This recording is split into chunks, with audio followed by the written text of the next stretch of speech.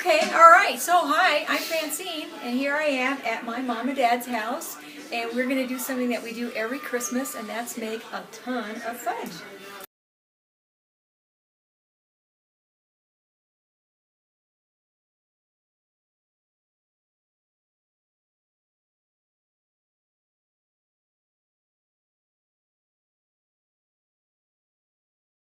Get a cube of butter and make sure that you've buttered the bottom of your pie pans. We start on low. Now, for anybody who's impatient, the first part of fudge making can seem very boring, but I just put it on, not even low medium. Okay, this is medium, that's too high. Low, somewhere around low 2 or 3. So this is where we're going to put 3/4 of a stick of butter. I toss it in the pan. Go ahead and see what I do. And I break it up into pieces so that it will melt easier. And we want it to melt slowly.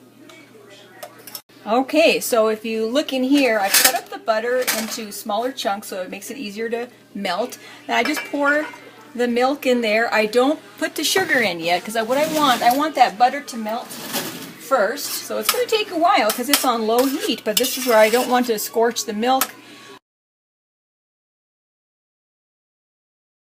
So I got 2 cups, 2 of the 3 cups in. I'm going to add the third. Constantly stirring, constantly stirring. It actually helps to have somebody assist you when you make fudge because sometimes you forget to do something in advance, and that way you can keep stirring while you have them fetch something or have them prepare. I usually have one of my nieces or my daughter get me a bowl with cold water because we're going to boil this. We're going to get this boiling to what's called the soft ball stage. So this is the part that's very critical, is that you have it on low heat and you're stirring constantly.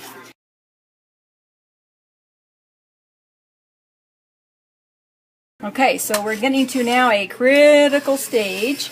So notice how our sugar, milk, and butter mixture is thicker.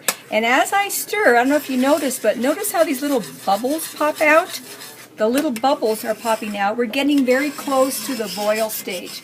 And as I go around, you'll see little bubbles on the edges. We're getting very close to the boil stage.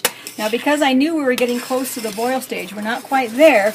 We're also getting ready for the last, what I call the last 6 minutes. The last 6 minutes of the fudge making is very critical. So as we get closer, and once it starts to boil, we're going to actually do 2 things. We're going to time it for 5 minutes, and we're also going to use this little bowl of water here to help us judge whether the fudge is the consistency that we want. Because it won't be exactly 5 minutes. Sometimes it'll just be 4 minutes that I want to cook it, but the bowl of cold water is going to help me determine whether it's at that softball stage.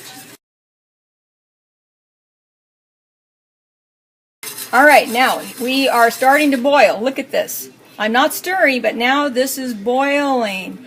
And in just a moment it'll be a rolling boil, meaning that it's just a rocking and rolling. So I'm going to go ahead and, even though it's not a rock and rolling boil, I go ahead and I start my timer right now because I don't want to overcook it. So when 3 minutes have passed, I'm going to start testing. I'm going to start doing my softball test.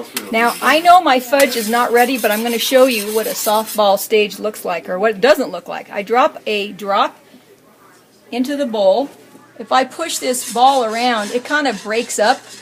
It looks kind of granular. When it's a softball stage, it'll form a ball and it'll stay that way, but it won't be hard.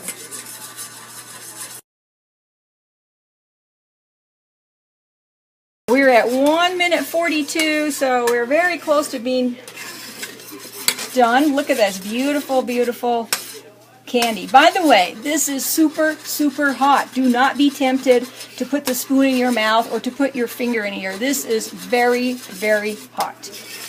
Now I'm going to put I'm just going to drop a drop in there.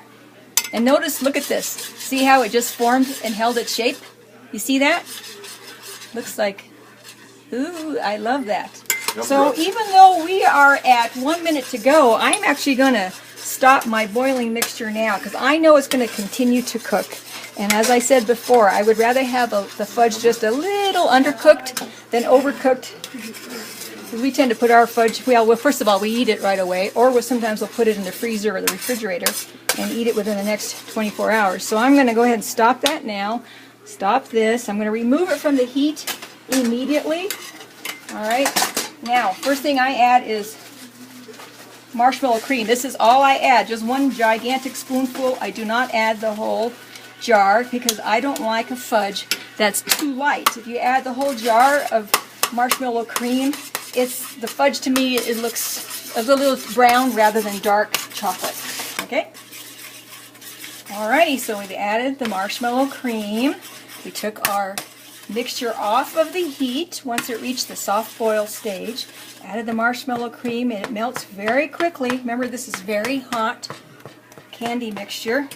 So be careful, don't put your fingers in there, try not to spill. You're beating down those marshmallow blobs. And then we're going to add our chocolate chips. And for a single recipe, 1 package of chocolate chips is all you need. So we're going to add those slowly and stir as we go. Just add them all in at once. And so now we're going to stir. And those chocolate chips just melt right in there. Keep stirring. Gently scrape the sides to get that mixed in really well. And this is thick, so you really have to use your muscles. Look what a nice consistency it is. You're going to be able to pour that pretty soon. And while it's in this stage, see, isn't that pretty?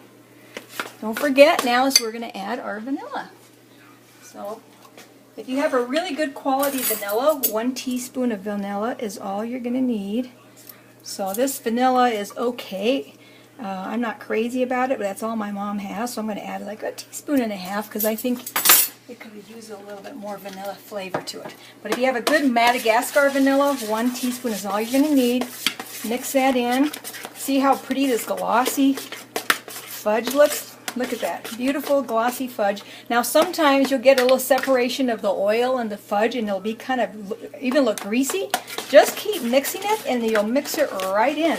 Now, because we have some people who like no nuts, fudge with no nuts, I'm going to go ahead and pour theirs in to a prepared pan. Remember, we buttered our pan. I'm just going to pour that in there. Because people who don't like nuts and fudge are nutty, I'm going to save most of this fudge for the fudge with nuts. And again, I like big chunks of nuts. Don't chop them too finely. In fact, we barely chop them.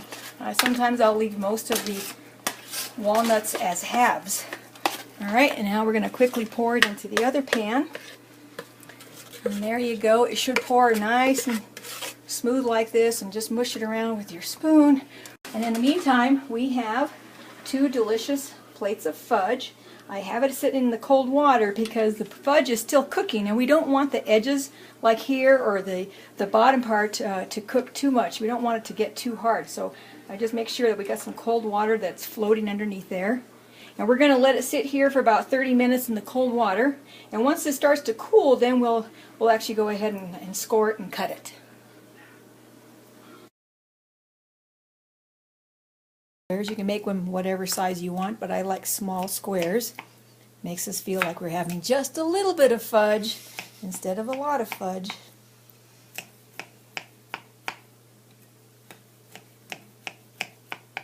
Of course, you always have to taste one, so I'll just pull out the little corner. That's what it looks like. Let's see if it's smooth, like we want. Smooth. Doesn't have that grainy sugar taste or feel. And delish. There you go. Fantasy fudge. No fail.